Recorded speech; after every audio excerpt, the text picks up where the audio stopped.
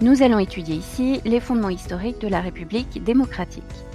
On va commencer par différencier la République et la démocratie, parce que ce n'est pas du tout la même chose. Donc, qu'est-ce que la démocratie ?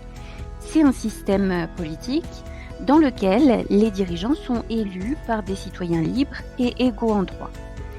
Ce qu'il faut retenir, c'est que la démocratie, elle implique aussi une séparation des pouvoirs entre le pouvoir législatif, qui est celui de faire les lois, le pouvoir exécutif, celui de faire appliquer les lois, et le pouvoir judiciaire, celui de juger. Donc on a 4 piliers de la démocratie. Le premier, c'est la Constitution, car c'est elle qui fixe les règles. Le deuxième, le suffrage universel pour tous.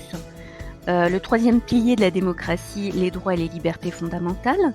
Et le quatrième pilier, la séparation justement de ces 3 pouvoirs entre législatif, exécutif et judiciaire. Maintenant, la République. Donc, en France, la démocratie, elle a pris au XIXe siècle une forme originale, donc la République. On a connu en France 5 républiques. Vous pouvez les distinguer sur cette frise chronologique. On est d'ailleurs dans la 5e République, toujours aujourd'hui, donc, puisqu'on y est depuis 1958. Donc la Révolution française, elle a marqué une rupture décisive avec l'Ancien Régime, parce qu'elle a mis un terme à la monarchie absolue et à cette société d'ordre inégalitaire qui était fondée sur les privilèges. Et donc la Déclaration des droits de l'homme et du citoyen, qui date du 26 août 1789, elle a fixé les principes du nouveau régime politique et social qui a été inspiré des Lumières.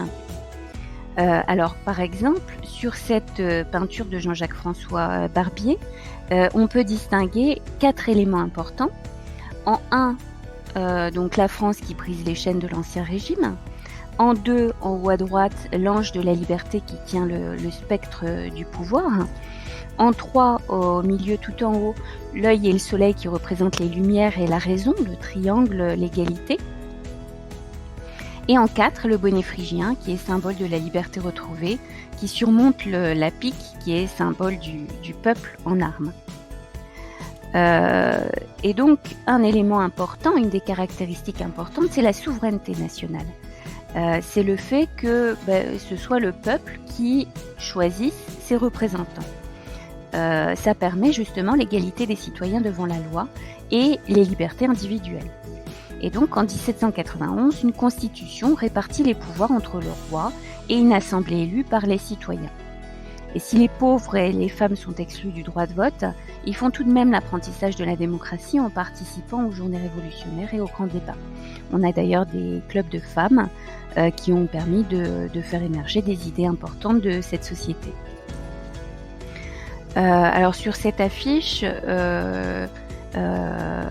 on voit qu'on a fêté le centenaire de la République en 1892 et donc il y a des symboles importants qui apparaissent.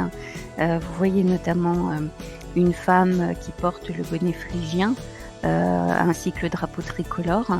Donc on a les symboles de la République ici, donc déjà la Marianne qui est symbole de la République, le bonnet phrygien, le drapeau bleu, blanc, rouge.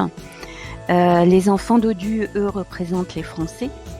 Vous avez la corne d'abondance qui représente la richesse, le rameau d'olivier qui représente la paix, les champs, les paysans qui représentent l'agriculture, puisqu'on était dans cette époque dans une société majoritairement rurale, et en arrière-plan, donc le train qui représente les progrès. Donc on a différents symboles